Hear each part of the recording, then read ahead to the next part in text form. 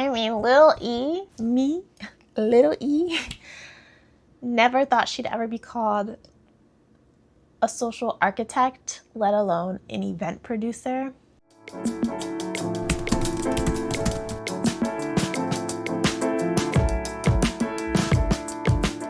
What up? Welcome back, friend. I'm so glad to have you here. Like, you have no idea. I'm so grateful that you choose to click on these videos every single day and rock out with me and vibe out with me and listen to my stories. I think that's so awesome, and it's helping me to gain my confidence and learn how to speak better and tell stories better and just continue putting myself out there on the YouTube verse. So thank you for being here, and if you haven't already subscribed, please do so right now.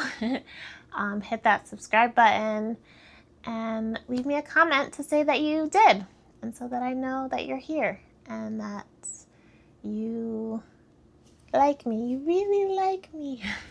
Today's video is a win because I have been published twice in the same damn month. I was published in 2 local magazines, and that is a win for me because I don't get published often. And I think, too, in order for me to put myself out there and actually be published, I have to do the work in doing so. And these 2 opportunities came by pure luck and blessings, so I'm super grateful. And because of these 2 blessings, like, it really makes me want to put myself out there more. So I need to create a template or something, an email template, and just start sending things out to publications and being like, hey, I'm here.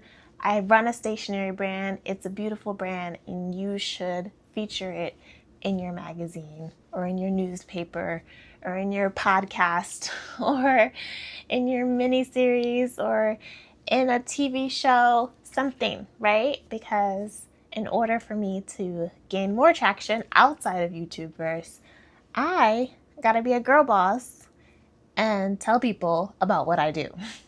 So I got both of these opportunities because someone was watching.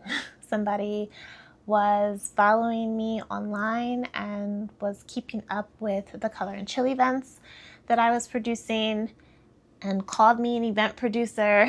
And we happened to run into each other at an event, and it just grew from there. I was able to have a virtual interview, and then later on was published along with a bunch of other, or a few other events here in San Diego. And then the other opportunity also came from someone who is familiar with me and has been following my work for a while. And the theme of the magazine fit what I do, and so she included me in there. So yes, this is also a reminder to keep putting yourself out there and to keep showing up online and offline, because you never know who's watching. So first up is San Diego Magazine. San Diego Magazine featured an article by Janine about making friends in the midst of a national loneliness epidemic. COVID really messed us up, y'all. Anyway, my event, Color and Chill, was featured along with some other local heavy hitters like IRL, Creative Mornings, and Pitch a Friend. We were deemed social architects who create spaces where people can show up and be themselves and make friends, and who want that old thing back. And I'm not talking about your ex that you know is toxic. I just mean the idea of belonging and connection and joy and community. That old thing, not that old thing. So yeah, this was the article. I don't know if it's going to focus. There we go. So yeah, this is my Color and Chill group here. So shout out to Janine for including me in this article. Super grateful, so dope. And I hope that there are more to come. And then with High Res, this magazine is an independent art project bringing the expansive practice of creativity and community into focus. So an image of Color and Chill was featured in this article, and this the theme of this particular magazine for the month was the convergence issue, which highlights when creativity and community collide. And that is literally what Color and Chill is. It is creativity and community colliding. So I'm super grateful to be a part of High Res. This magazine is very visually appealing. They have both photography and like art prints, and also a lot of poems and poetry, written word from artists. And it's also translated in both English and Spanish on every single page, and I love that so much. I mean, little E, never thought she'd ever be called a social architect, let alone an event producer. Like, me speaking in public still gives me like sweaty palms and heart racing, but I do it anyway. Younger me would never, I would literally have never done any of that. And had I not kept showing up, I was showing up to Creative Mornings, who was also featured in the San Diego Magazine article. I pitched myself on stage. I was putting on the events regardless if 10 people showed up or 50 people showed up.